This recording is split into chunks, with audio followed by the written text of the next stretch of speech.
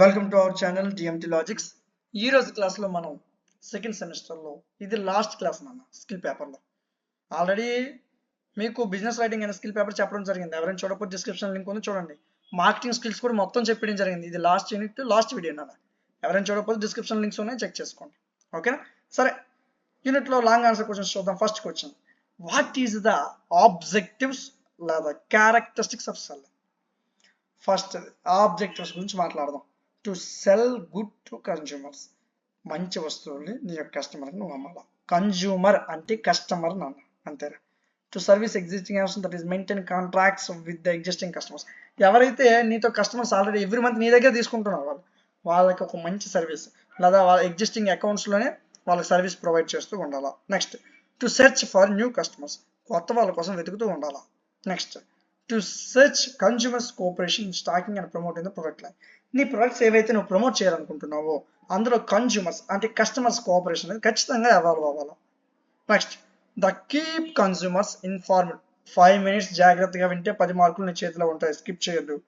To keep consumers informed about the changes in existing product line and films marketing strategy. So ఎవరైతే customers ఉన్నారో వాళ్ళు ఈ ప్రోడక్ట్లో sir ఇది మారిస్తే బాగుంటుంది, అది మారిస్తే బాగుంటుంది. ఇప్పుడు నా దగ్గర ఉన్న పిల్లలు కూడాను, సార్ నేను యాక్చువల్గా ఫస్ట్లో కోర్సెస్ 199 పెట్టాం, కానీ పిల్లలు ఏమన్నారు, సార్ 49 పెడితే బాగుంటుంది సార్ అంటే అందరూ తీసుకోవడానికి వీలు అవుతుంది, 199 అంటే కష్టం అవుతుంది కదా సార్ అంటే. సో నేను పిల్లలందరం దృష్టిలో పెట్టుకుని ప్రైస్ తగ్గించేశాను, మొత్తం 49 రూపీస్ తెచ్చేసాను. ఒక కోర్స్ 49 రూపీస్, స్కిల్ పేపర్ అయితే 1 రూపీయే. ఇలా ఇంకే కోర్స్ ఏం కావాలంటే 49 రూపీస్. 49 రూపీస్ పెద్ద విషయం కాదు కదా మీ రోజుల్లో. సో అలాగే కస్టమర్స్ అంటే మీరు నా కస్టమర్స్ అని కాదు, మీరు నా స్టూడెంట్స్. నేను బిజినెస్ చేస్తున్నాను అనుకుందాం. సో ఒక బిజినెస్ మ్యాన్ తన కస్టమర్స్ యొక్క నీడ్స్ తెలుసుకొని వాళ్ళ దగ్గర ఇన్ఫర్మేషన్ తీసుకుని వాళ్ళకి తగ్గట్టుగా చేయాలి. అలాంటప్పుడు ఆ కంపెనీ గ్రోత్ పెరుగుతుంది. To provide technical device and assistance to customers regarding use of complicated and technical product. ఏదైనా కస్టమర్స్ అనేవాళ్ళు టెక్నికల్ ప్రోడక్ట్ ఉన్నా లేదా కాంప్లికేటెడ్ ఇష్యూస్ ఫైన్ చేసినా దానికి సంబంధించిన వెంటనే ఫీడ్బ్యాక్ తీసుకొని అంటే దాన్ని రిజాల్వ్ చేయాలి. Next, characteristics. First, the core of marketing. మార్కెటింగ్కి ఇది ఒక సెంటర్ పాయింట్ లాంటిది. అసలు ఏ టైప్ ఆఫ్ పీపుల్ నీకు కావాలా, నువ్వు ఏ ప్రోడక్ట్ నమ్ముతున్నావు, ఇది ఫస్ట్ పాయింట్. రెండోది, బేసిస్ ఆఫ్ ఎక్స్చేంజ్. నీకు అమ్మేవాడికి మధ్యన గూడ్స్ అనేది ఎక్స్చేంజ్ అవుతుంది, అది రెండో పాయింట్. మూడోది, సెంటర్స్ అరౌండ్ సేల్స్మెన్షిప్. అక్కడ చాలా సెల్లింగ్ టెక్నిక్స్ ఉంటాయి, కానీ సేల్స్మెన్షిప్ అనేది అదొక టెక్నిక్ అని చెప్తూ వచ్చాడు. Next, means of promotions. In the words of Stanson, salesmanship is one of the 3 forms of the sales promotion. Sales అనేది మనం ప్రమోట్ చేస్తూ వెళ్ళాలి. Next, creative function. రేపు పొద్దున్న మీరు ఏదైనా వ్యాపారం చేయాలంటే ఇవన్నీ ఫాలో అవ్వాలి. Creative function, selling generates new needs and desires, new demands, new products and marketing. కొత్తగా ఆలోచించాలా, కొత్తగా ప్రొడక్షన్ లాంచ్ చేయాలా, కొత్తగా ఏవైనా కొత్త థింగ్స్ తెస్తేనే కదా ఎక్కువ మంది మనకి అట్రాక్ట్ అవుతారు. నువ్వు నీ దగ్గర ఉన్న ఫోన్ చూసి కొత్త ఫోన్ ఎందుకు కొనాలనుకుంటావు, దీనికన్నా ఎక్స్ట్రా ఫ్యూచర్ ఏదో అందులో ఉంది, ఆ ఫ్యూచర్ నీకు కావాలా. అలాగే క్రియేటివ్గా ఆలోచించాలని చెప్తున్నాడు. Social character. సో ఏం చేయాలంటే వేరియస్ యాక్టివిటీస్, వేరియస్ మోటివ్స్తో సోషల్ మీడియాని మనం వాడుకుంటున్నాం కదా, అదే చెప్తున్నాడు. Next, ingredient of marketing programme.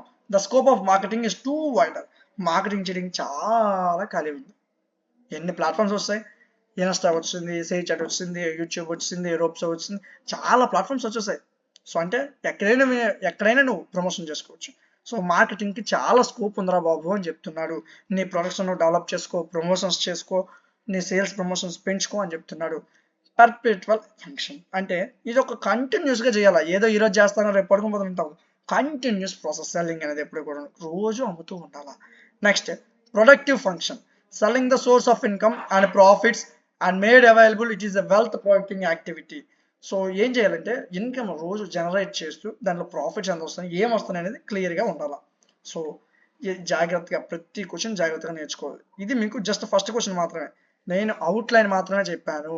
నేను చెప్పిన దానికి అనుగుణంగా పీడిఎఫ్ చదువుతూ ఓన్ నాలెడ్జ్తో ఎగ్జామినేషన్ అనేది రాయాలి. ఓకేనా? సరే, నెక్స్ట్ క్వశ్చన్ చూద్దాం. రెండో question, explain the selling process. ఎలా అమ్మాలి, అసలు నువ్వు ఏదైనా ఒక ప్రోడక్ట్ని తీసుకుంటున్నావు దాన్ని ఎలా అమ్మాలి అనేది వాడు కొన్ని ప్రాసెస్ చెప్పాడు. ఈ పిక్చర్ మాత్రం ఖచ్చితంగా ఎగ్జామినేషన్లో రాయాలి. దీనికి సంబంధించిన ప్రాసెస్ కింద మీకు చూపిస్తాను, జాగ్రత్తగా చూడండి. అంటే ఇక్కడున్న పాయింట్స్ని ఇక్కడ డిస్కస్ చేసాం. First, prospecting. A sales man has to prepare himself first ఏం చేయాలంటే ఏ టైంలో అనుకుంటారో నువ్వు ఫస్ట్ ప్రిపేర్ అవ్వాలి. ఖచ్చితంగా అతను అప్డేట్ అయ్యి ఉండాలి నాలెడ్జ్కి. నువ్వు ఈ రోజు పరిస్థితులకు అనుగుణంగా నీ ప్రోడక్ట్ని నువ్వు అమ్మగలగాల. మార్కెట్ మీద అవేర్నెస్ అనేది నీకు ఉండాలా, కాంపిటీషన్ మీద అవేర్నెస్ అనేది ఉండాలని చెప్తున్నాడు. రెండోది ప్రీ అప్రోచ్. సో ఈ మధ్యన ఒక మార్కెటింగ్ స్ట్రాటజీ వచ్చింది. ఏంటంటే నువ్వు సంథింగ్ ఏదైనా ఒక బిస్కెట్ ప్యాకెట్ నువ్వు అమ్మాలనుకుంటున్నావు. ఏం చేస్తావంటే నీ కంపెనీ పేరుతో ప్రతి షాప్కి వెళ్తావు. షాప్కి వెళ్ళి సార్ ఈ బిస్కెట్ ప్యాకెట్ ఉందా, సార్ ఈ బిస్కెట్ ప్యాకెట్ ఉందా అని అడుగుతావు. వాడి దగ్గర లేదు, ఎందుకంటే ఆ కంపెనీ ఇంక బయటకు రాలే.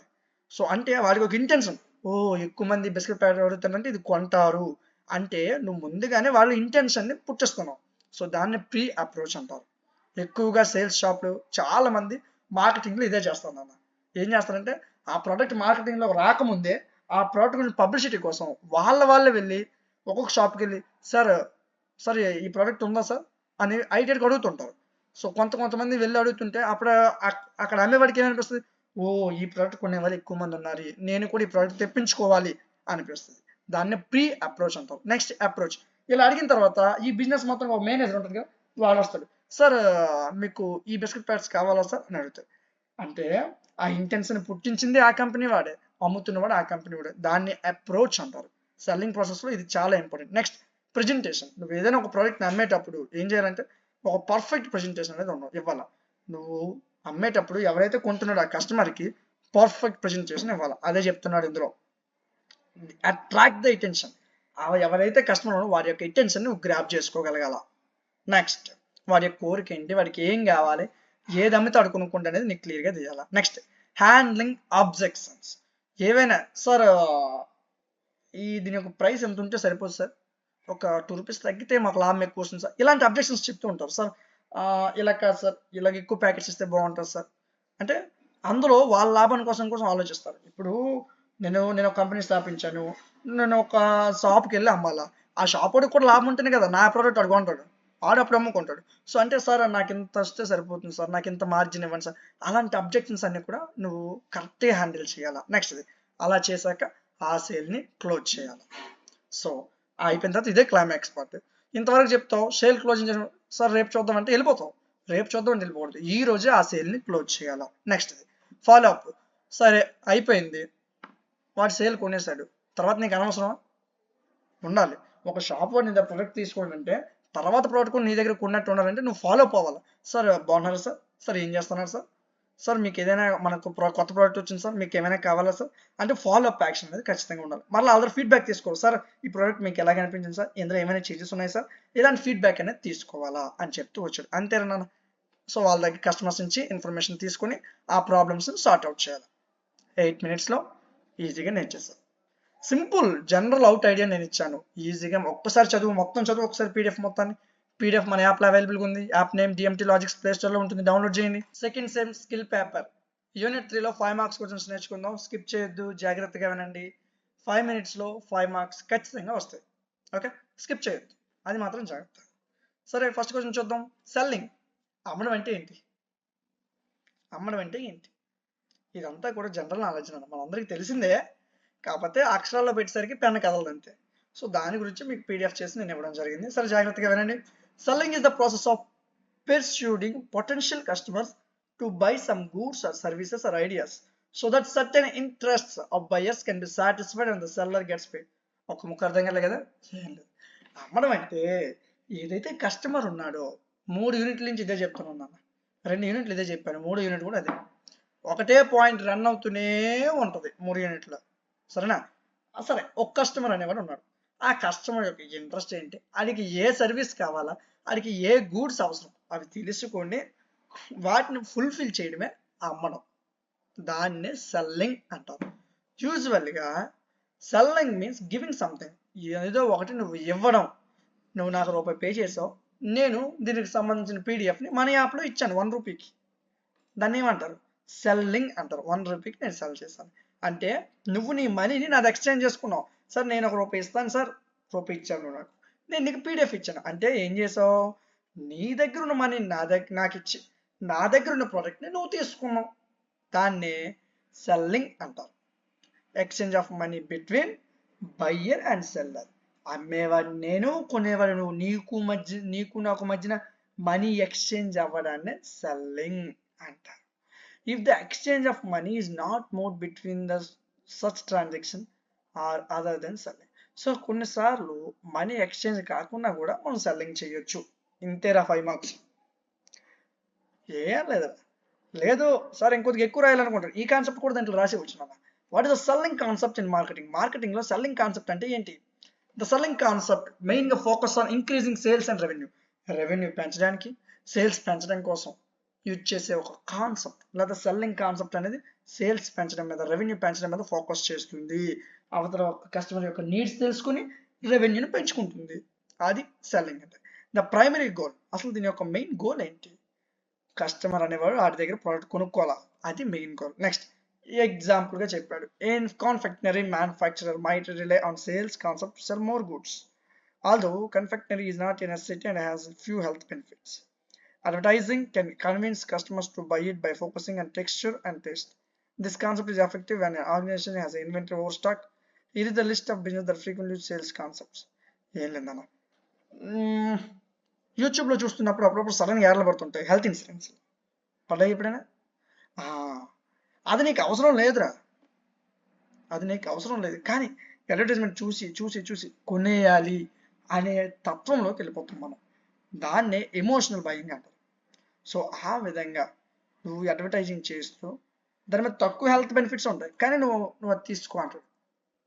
సో ఆ విధంగా చేయడాన్ని సెల్లింగ్ కాన్సెప్ట్ అంటారండి మార్కెటింగ్లో. ఇందులో ఏ ఏ కంపెనీస్ ఇలాగ వాడుతున్నాయి అనేది చెప్పాం.